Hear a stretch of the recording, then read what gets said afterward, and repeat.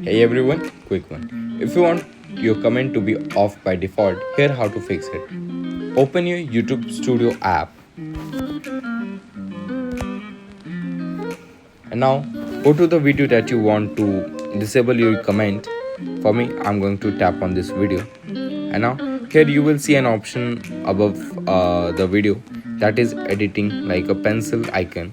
Now click on here and now just go down and you will see an more option.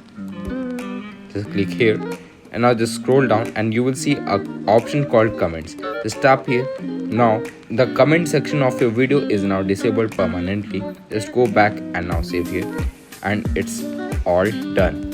And now just you can just redo the same thing and turn your comment section on of your any particular video that you want.